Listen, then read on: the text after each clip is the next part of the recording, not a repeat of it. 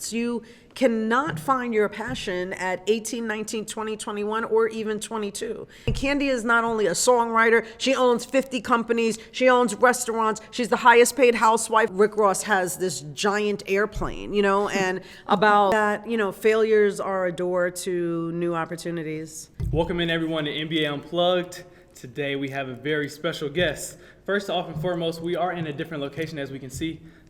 Normally we're in the Bank of America auditorium. Now we transferred over to a conference room in the Shirley A. Massey Executive Leadership Conference.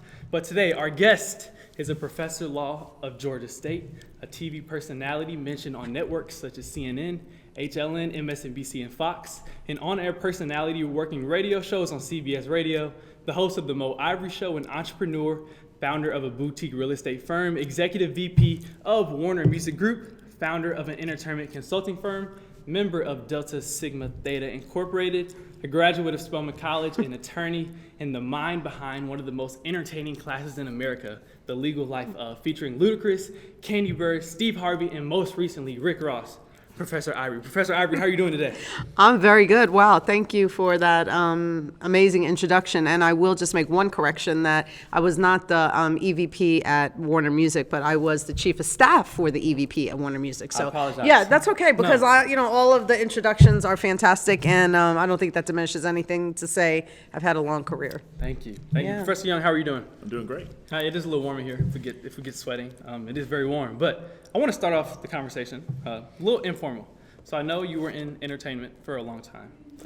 Just a word. Who are your top 5 artists all time? Not rappers. Oh my gosh. All genres. Top 5 artists. Oh my gosh, that is such a hard question, and one which I did not think about before I got here. But I'm from New York, so it immediately is going to take me back to, and I was born in the Bronx, so yeah, I was born in the Bronx. Obviously we all know the home and the birthplace of hip hop, and so I'm going to go to those origins first, which of course, I'm going to say that Biggie is my all-time favorite rapper, and it's where I go to when I am in my feelings or I need any kind of relief. I'm going to always go to Mary J. Blige, is another one who I sort of feel like I grew up with, and I really love Charlie Wilson. I mean, I know that's like from out of the blue, but I grew up with Charlie in my home, and then Charlie, sort of got intertwined in my life later on as an adult, and so I love Charlie Wilson. Charlie Wilson, the Gap Band.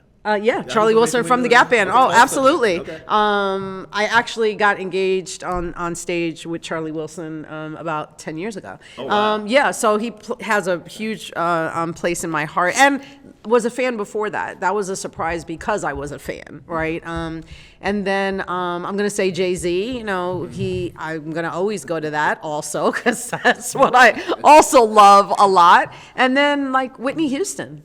Whenever I'm at home on a Sunday, I want to hear the angelic nature of her voice, and I put her music on, and it somehow makes me feel all the things you want to feel on a Sunday, like close to God and beautiful harmonies. And so, yeah, those would be the ones that come to my mind immediately. I didn't see any miss. Professor Young, can I get a quick top 3? Top 3, wow. Definitely Biggie. There you go. Baby. Let me see. I would have to say Run DMC. Oh. Gotta say that. Of course. And Morehouse, man, Guru. Oh my God! See, now you're getting my mind going, because then all of a sudden I started thinking about what about Public Enemy, and I started okay, so stop. There's no top 5. Yeah, we could stay here all day, and this would be the topic of this podcast, but it's not. So there really is so many artists out there. You guys already named. Yeah. So many. So I want to get into it. Jump right into it. I already mentioned before the legal life of. Can you please tell us a little bit about our guests, or people who don't know what it is, how did it really come to be, and really what is the format of the legal life of? Sure. So, right now this is the thing that is dominating, the space in my life, and that is teaching at Georgia State University School of Law and being the director of the Center for Entertainment, Sports, and IP Law. And that happened in 2018. I was approached. I had been teaching at Howard University School of Law before that, and I came to Georgia State, and there was no entertainment or sports law program at all. So the dean at the time asked me to start the program. And when I was putting the program together and really trying to search for for how I wanted to create the proposal to get the program sort of accredited or whatever. I wanted to include classes that were not the regular basic classes like Entertainment 101, Sports Law 101. You know, I was going to have those because, of course, we need the foundational setting of everything. But I wanted to do something that would just be a little bit more interesting and innovative for students. And when I went to law school and I wanted to become an entertainment lawyer, there were no classes, none at all, not even a basic entertainment law class. That was in the early 90s. And so I just wanted to find something that I thought students would love and would be relevant to the way they learn today and the people that they want to learn about. So I thought, what about if I dive into the legal life of a celebrity? So immediately it came to me like, okay, the legal life of, and then all I have to do is like insert the celebrity name each time I teach the class, you know, for a different person. And so it got approved, and then I was on my search for the first celebrity, and that's how it got started. So what really is the process of picking one of these celebrities? Like I said, Ludacris, Steve Harvey, Rick Ross is such a wide range. Candy Burris is such a wide variety. What is really that process of picking who you want to study for the class? Yeah, that's a great question. I mean, the most important thing is that the person have a very diverse portfolio of work. So a semester obviously is 13, 14 weeks long, depending on, you know, spring break, midterm, and all that kind of stuff. So the person has to have enough of a career, a body of work that will give me a syllabus for that many weeks, right? So it couldn't be that the person just does music or that the person is just a host, right? The person has to be in music and television and movies and maybe business and philanthropy, and then maybe they are creating wealth through ownership of IP, and so we're going to dive into that. Or maybe they have a criminal history, and we're going to look at what happened there, right? And because you're going to learn from somebody, whether you learn the highs they had or even the lows that they had, so the successes as well as the failures. So I wanted to make sure that the people that I chose were people that had that. And so each one of those people, as I looked into their career, I found out that they were just doing so many things, and even many things that people didn't know about, that I wanted to bring to light. And so that's why I chose them, and they were amazing. Yeah, and so I realized that you have some artists on here, and then you have Steve Harvey. So I know, I did a little research on the Steve Harvey. I know you actually had his lawyers come in. So like Brandon Williams, actually a Morehouse grad. Morehouse grad. And so really, what was the purpose of having everyone on their team versus just, I know at the end of the class you have obviously Rick Ross, all the artists come in and you have the one-on-one talk with them. Yes. So what is the process of you bringing in every piece of their team to really formulate what goes into the whole part of this person? I mean, it's exactly for that reason, so that students can see every piece of how it works. And everybody that I've done, Ludacris, Candy, Steve, and then Rick Ross, that is the exact process that happens. Their representatives come into class each week and talk about the deals that were done. So, you know, in Rick's case, for example, you know, when he did his Bel Air deal, we wanted to understand, how did that deal happen? How did he get an equity stake in a liquor brand, right? So I would need to talk to the lawyer who negotiated that agreement. I would need to bring that lawyer in to have that person tell us the fine points of the agreement so that we could understand it. But we did the same exact thing for Steve Harvey when any of the lawyers came in to tell us about whether it was Family Feud or whether it was extending Family Feud to South Africa, whether it was about the Miss America pageant, whether it was about hosting any of the numerous television shows. How does he not have the exclusivity? How does he get around exclusivity from one broadcast network to the next, right? And then Candy, I mean, Candy is not only a songwriter, she owns 50 companies, she owns restaurants, she's the highest paid housewife. I mean, I had to bring several of Candy's lawyers in to tell us about everything that she was involved in. And then Luda, I mean, you know, like, Luda has, and he will tell you, a team of professionals that work. Some work just on the Fast and Furious franchise things, right? Some work just on his music alone. Some work on his real estate empire, right? Some work on his acting. So it's you wouldn't imagine how many people it takes to keep one talent working, to keep them in a position to be able to demand what they need to demand on the marketplace, and then to make sure that they have all the protections to make sure that nothing goes wrong and that their money is protected, their reputation is protected, their family is protected, all of those things. So, yeah. That's interesting you say that, because I've been following you, and I started off, I can feel your passion for teaching. I saw it on LinkedIn and stuff. I said, wow, you really get into it. But the one thing I did see, I come from a finance background. So I started as an adjunct, and I just didn't want to teach. I wanted to make it real. Totally. And you made your stuff real, so I'm thinking, how do I replicate that in my classroom? Because basically what you're saying is a case study. It's absolutely It's case a case study. So I give my students a case study. I bring people in who've done the work. We're doing a boot camp to get finance students ready and prepared to go, giving them the right tools. It's just not about, because you remember when we were in school, you always say, why am I learning all this stuff? How do I apply it? Yes. And so I'm big on application. So tell me, and you mentioned something about when you started law school, you didn't have these classes. So is that the motivation to give somebody something real that you didn't get?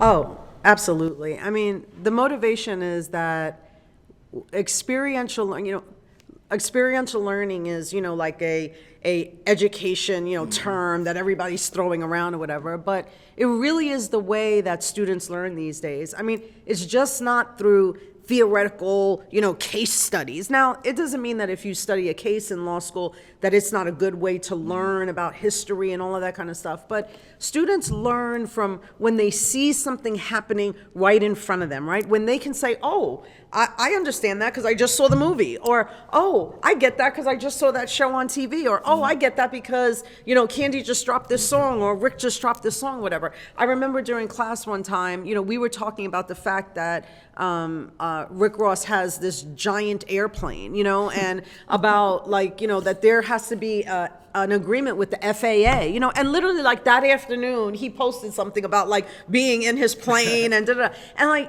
that ties things so together for a student when they can go to their social media and they can see the person that they're studying in real life doing things at the moment. We talked about his Bel Air deal, or we talked about, and then you see him posting with his Bel Air bottles, and we realize, oh, that was a part of his deliverables in his agreement, that he posts so many times per week about his Bel Air sponsorship, right? So it's not him just flexing and, showing that he has bottles around him all the time. It's a part of his contract, a part of his deliverables that we could see in real life happening. So that piece that I teach, the relevant things that are happening right now, is key to students walking away and being practice ready when they come out, because they understand these terms. And they've seen it before. And they've seen it. And they can draw the connection. They can draw the connections. Yeah, and then when the celebrity comes, it sets it off. I mean, it's like the light bulbs start,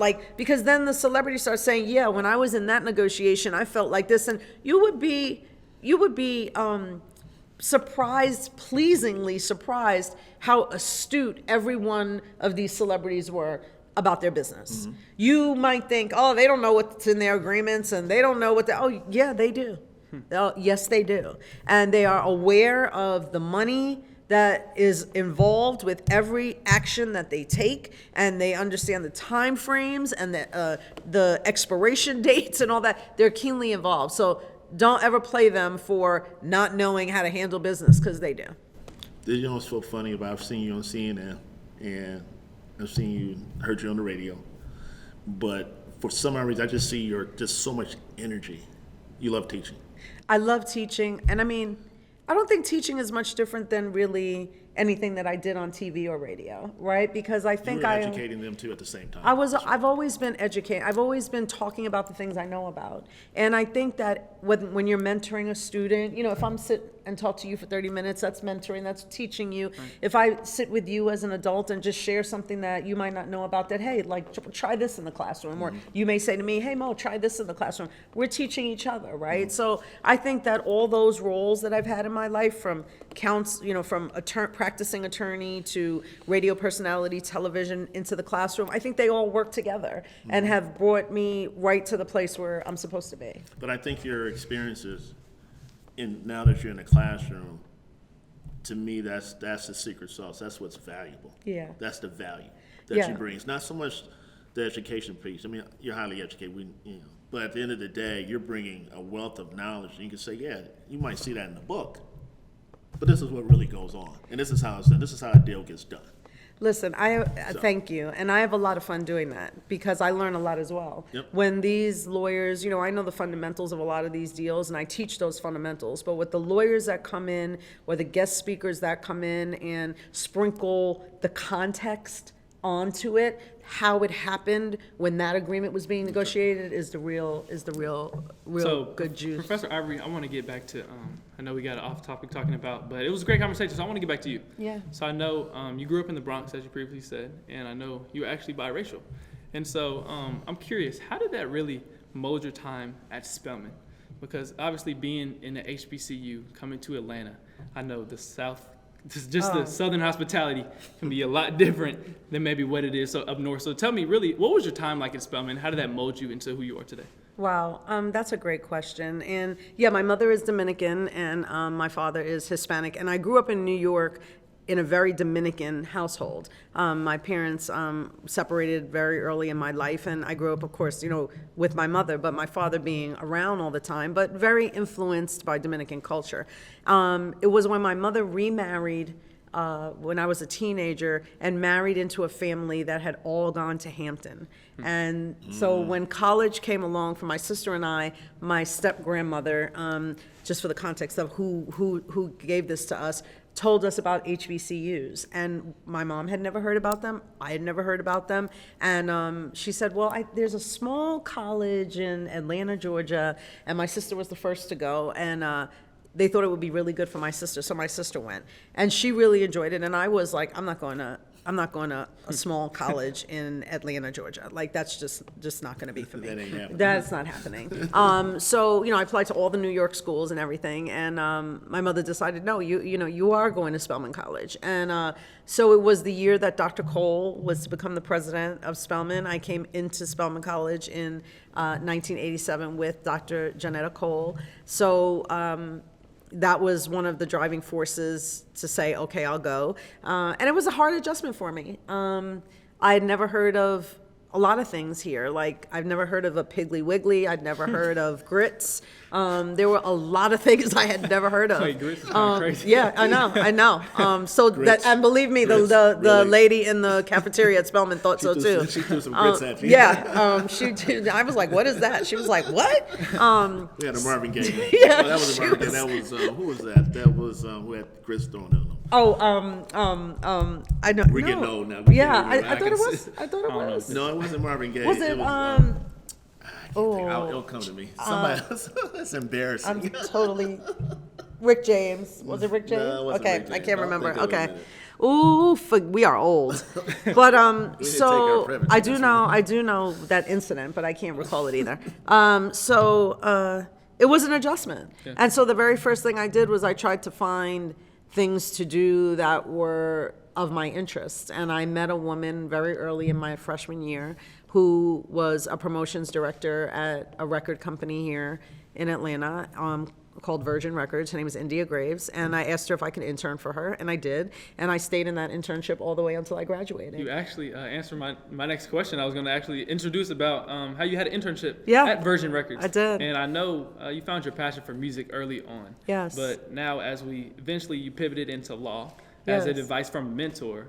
Walk me through that journey from finding music early on, and then what was that ultimate decision that it's going to be law that's going to take me to my future? Yeah, I mean, I was interning back in the days of interning, there were no paid internships. There were, it's just like do every single thing somebody asks you to do as an intern and just do it and be glad you're having the experience. And I was. And I learned her job, I did my job, and sort of in the middle of my senior year, she knew that I wanted to go back to New York and work in music in New York, and I think there would have been an opportunity. There was an opportunity that I could have taken, but she sat me down and she said, the music industry is really tough, especially for women, and if you go into the music industry, you're going to have to deal with a lot of sexism, a lot of gender, discrimination, and it's better if you go in equipped with, a lot of education and authority in what you're doing, and I think you should be a lawyer.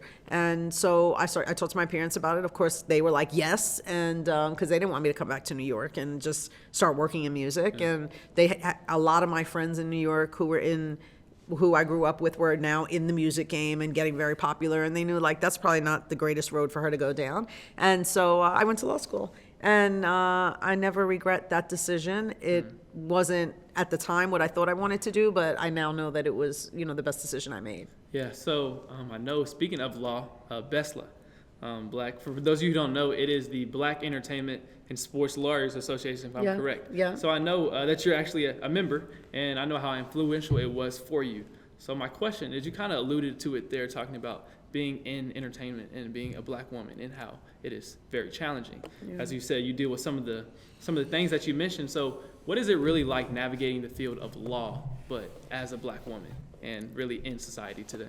Yeah, I mean, I think that the law still is very underrepresented, minority-wise, female-wise, and so I don't think that the challenges have gotten less. I just think that there's easier ways to find people now. There's social media, there's LinkedIn, there's, there just weren't these resources that there were before. But I joined BESLA as a student and became a board member, and now, I'm a member of it, mentoring students myself and bringing all of the knowledge that I have to it, whatever. But I couldn't have made it without organizations like that, right? I couldn't have made it without having the Black Law Students Association when I was in law school around me. I couldn't have made it without mentors and professors that looked out for me, helped me get jobs. And so, I mean, it's always challenging. And I think for young practitioners, I tell them that, you have to find your community, and the community will begin to take care of you, and you'll have places that you can navigate the changes and all of that. And so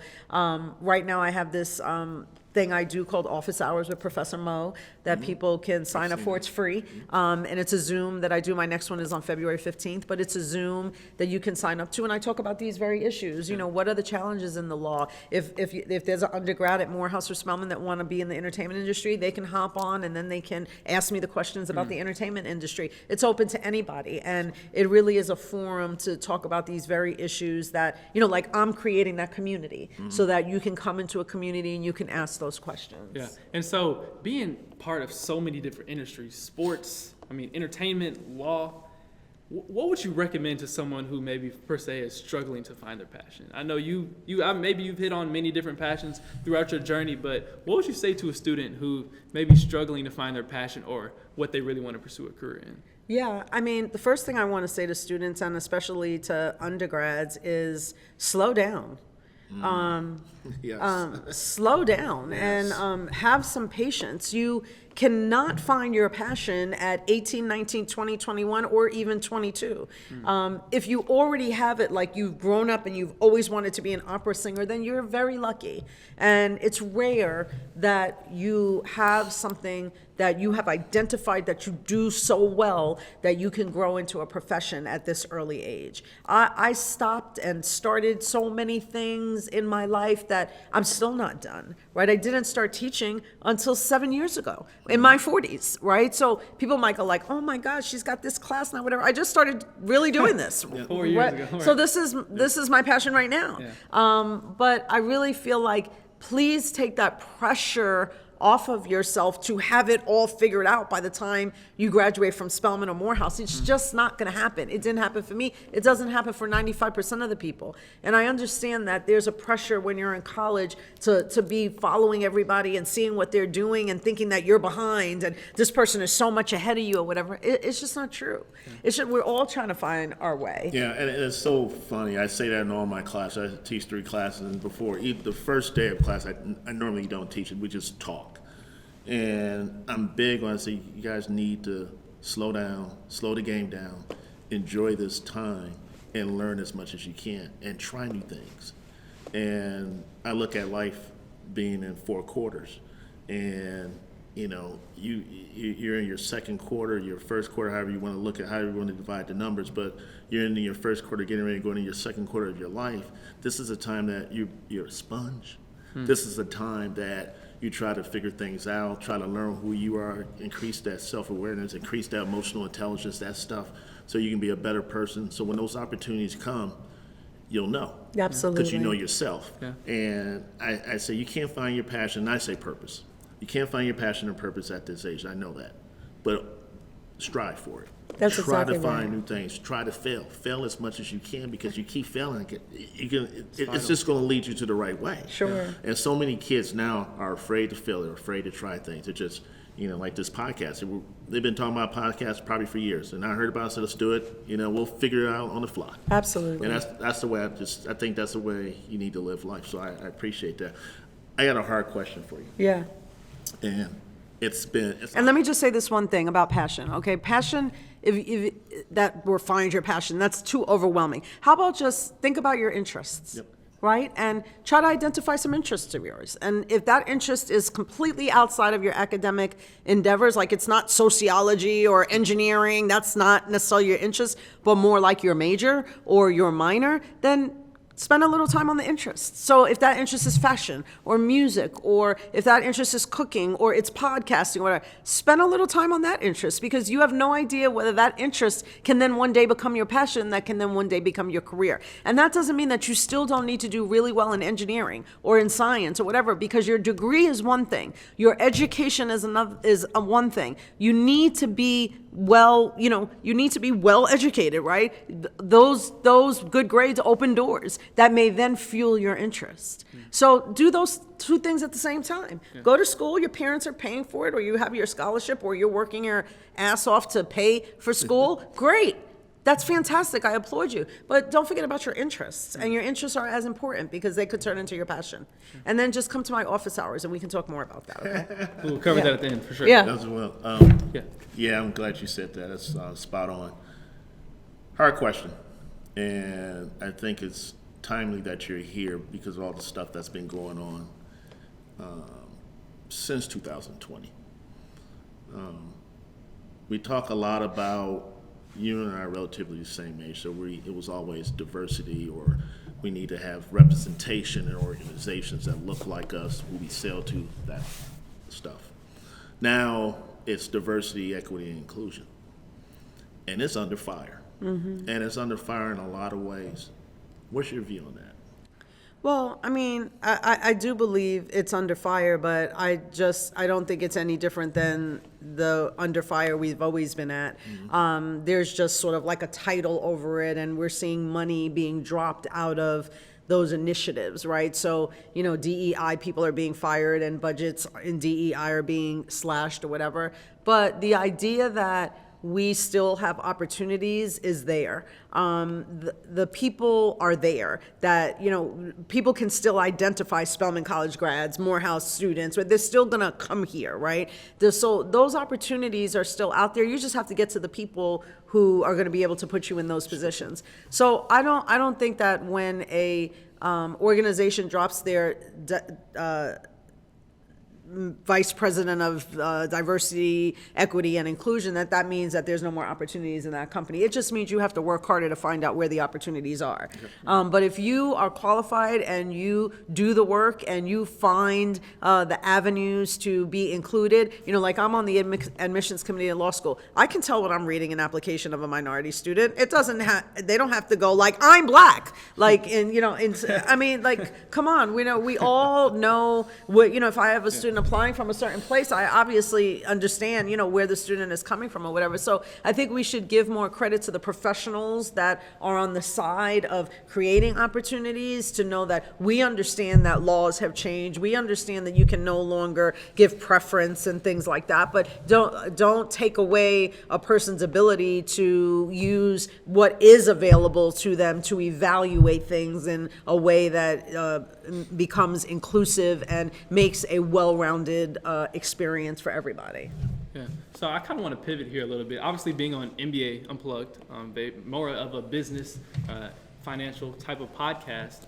I know entrepreneurship was a big part of your life. Yeah. Obviously opening Still up is. commercial development real estate firm, even a consulting firm. Yeah. And obviously being spread out in so many different industries. Where did this passion of entrepreneurship come from and this interest? Where was this birthplace, or where was that fire in you that decided, oh, I'm going to start helping people. I want to become an entrepreneur? Yeah, I mean, I think from the very seed of entrepreneurship for a lot of people, and it certainly was for me, is independence and flexibility, right? I mean, I was a practicing lawyer at very large law firms, and my life was very restricted. And I would go to work at 8 o'clock. I would come home at 8 o'clock. I never saw my child, who was very small at the time. I just needed to do things differently. So for me, trying to find a business that I could start was really about flexibility and independence. And the first time that I made more money doing my entrepreneurial endeavors than I made as a lawyer, I was like, okay, bye-bye, I'm off. And I never looked back. Yeah. And I just felt like from that moment on, I realized that I was capable of making my own money. I was capable of creating a lifestyle that I wanted for myself from my own skills. And the ability to realize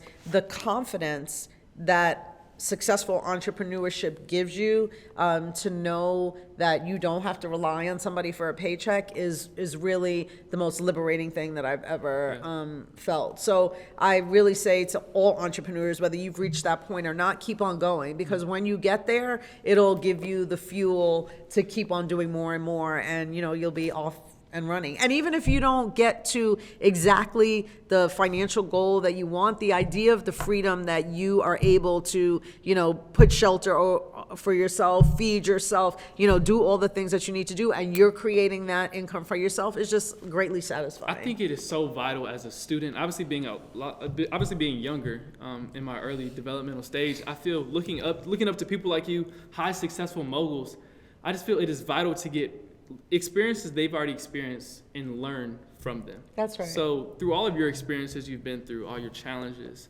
maybe even consequences you faced from some actions you've made throughout your career, what is probably the biggest lesson that you feel like you've learned through entrepreneurship and really all of your professional career in total?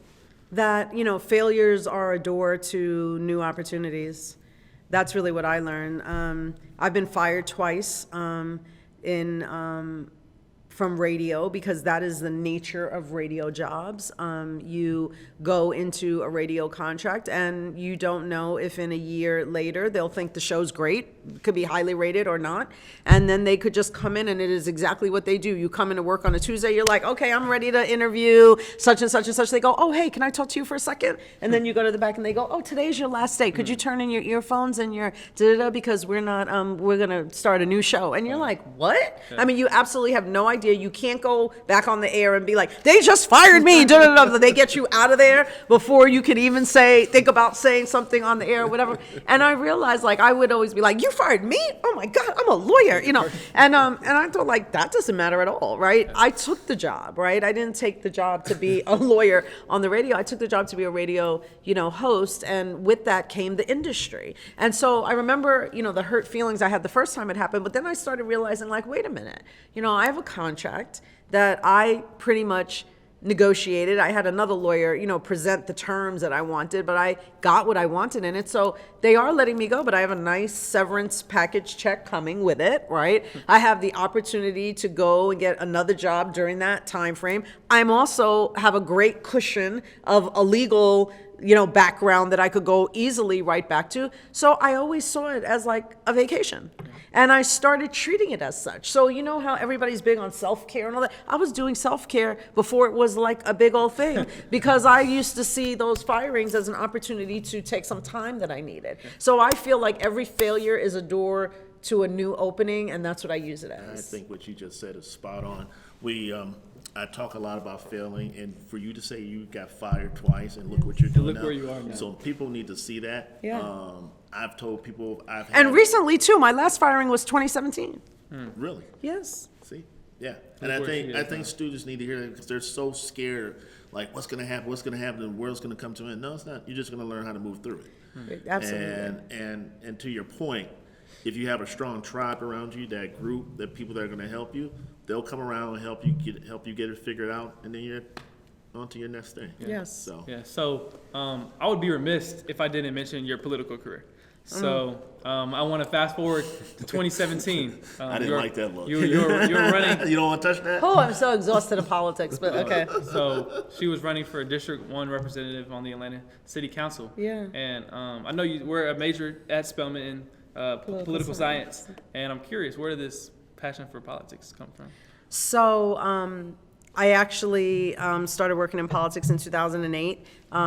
I had gotten fired from a radio station, and actually V103, right here in Atlanta, and I was going to take a break. You know, I had that little cushion of money, and I wanted to take a break, and so Barack Obama was running for president, and I went down to the local, campaign office and volunteered my time or whatever, and I ended up getting hired to do work in radio, going around talking to people about the legal ramifications if you got to the polls and your voter registration wasn't correct or whatever. So imagine, like, there you go, things coming together, right? I was politics and my legal stuff and the radio. So I got to go right back around to the place that just fired me and get on the radio station and talk about politics or whatever. So that kind of led one thing to another, and I became a political consultant. So for many, many years, I did a lot of culture work on campaigns, which brings my entertainment work in. Because whenever you would see celebrities, saying vote for such and such and such, that was usually the kind of work I did, getting them, engaging them, figuring out what their messaging was going to be. And people thought I would be good at that because they knew I knew a lot of people and I understood the issues. So I did that for a long time. So I had been around the political world for a long time. And when I came home from being fired from radio station number 2 in 2017, I came back to my neighborhood in Atlanta, and I saw that we still had the same representative who had been there, and like not much had changed. And I was like, what is she doing? Like, what changes is she making? And the answer when I knocked on a lot of my neighbors' door was nothing. So I decided to run. Yeah, and I know you said you are kind of like that middle person between you see celebrities campaigning for maybe a certain person and then the representative themselves. You did do something like that for Stacey Abrams, correct? I did. I for both of her campaigns in 2018 and in 2022, I ran the whole culture operation for Stacey, who is my Spelman sister and a dear friend. And so anytime you saw anybody involved in Stacey's campaign, I did all of that work. So I kind of want to bring it back to Georgia State, where you are now. Yeah. You're a lawyer. And with all of your accomplishments, credentials, work just experience, what is that driving force that brings you back to those students at Georgia State? Oh, I mean, the same driving force that has me sitting here with you. I'm like delighted to see how passionate you are about your podcast.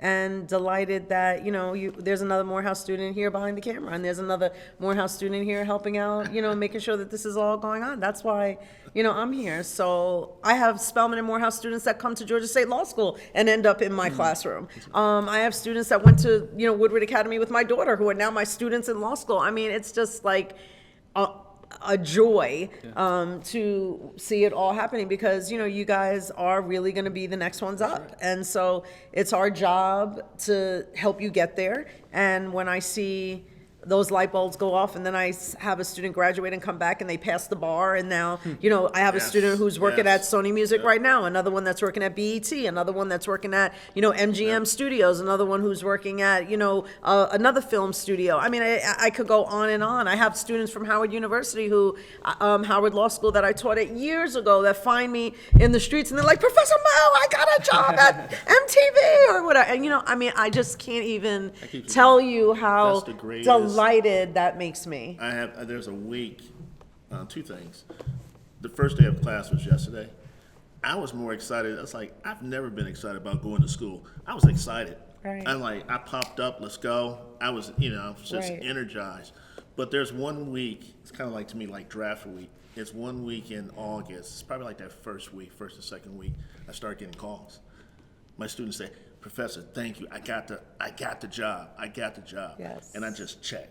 I was like, my job is done. Yes. And And I told someone it's like cashing $1 million check every time I get it. And they said, no, you don't know. No, I said, you don't understand how that feels when you help somebody. Yes. Because you've changed their life. Yes. And I never thought I would be in this situation where if someone had told me I would be teaching here in 1988, that's like, yeah, I gotta go.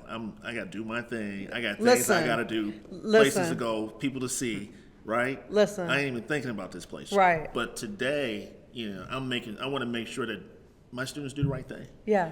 And not only be successful in business, but be successful in life in terms of integrity, showing up the right way, and giving back. Absolutely. So, yeah, I can appreciate that. Yeah. So, Professor, I know this may be, Professor Ivory, this may be a little biased, but who was your favorite to do the research and the work, develop the class for the legal life of? Who was the most entertaining? I know this may be, who was your favorite? People always ask me that. I will not say an answer to that. Okay, let me rephrase my question. Let me rephrase it too. No, I'm not going to. I was getting ready to say something. I was going to say something. Who was the most challenging to come up with? Not like, honestly, it's not challenging. I think that the part that people would think is the most challenging is, like securing the celebrity, right? But actually, that's not really even that challenging. When I have gone to every single one of the people that I have done, I go first through their lawyer, and I went straight to Luda. I knew him. I went straight to Candy. I knew her. But I did go to Brandon to secure Steve Harvey. And as soon as Brandon told Steve the concept, he called back and said, yes, I want to go. I want to do it. And when Steve Harvey came to that, have you watched it on YouTube? I watched Okay. it. Yep. Yeah, when he came, I don't think he really knew like what we had done, that we had torn apart his life through the contracts, of course, and he got very emotional. When he walked in, he was just looking around. He was really emotional. He even cried one time when we told him that we put a provision in his Family Feud contract to phase him into retirement, and he was like, nobody has ever talked about phasing me into retirement. I mean, you got to believe that he is tired of working, like as much work as he's done. So, the joy of sitting down and having the conversations at the end is so good. Yeah, it's just not really challenging at all. And I'm so comfortable interviewing celebrities that it's not even, I mean, Rose was like absolutely fun. We drank champagne. How he appears on social media? Is he like the same? He is exactly the same.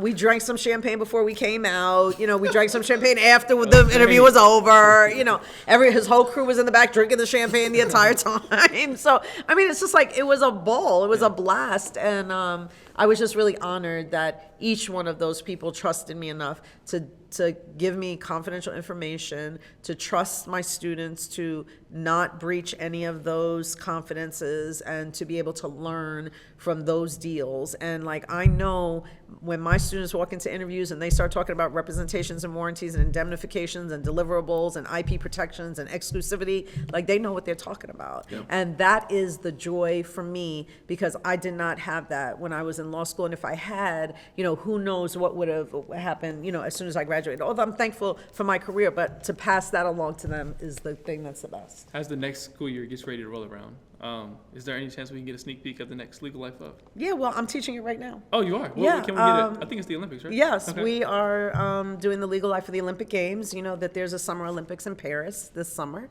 And just last night, we talked to former NFL Commissioner Paul Tagliabue. Really? Yeah, who he was our guest speaker. He also headed up the committee that looked into the United States Olympic Committee and their governing body, and made many significant changes to the United States Olympic Committee in the year 2010. So we are examining the Olympics through the lens of USA Track and Field, who has partnered with me.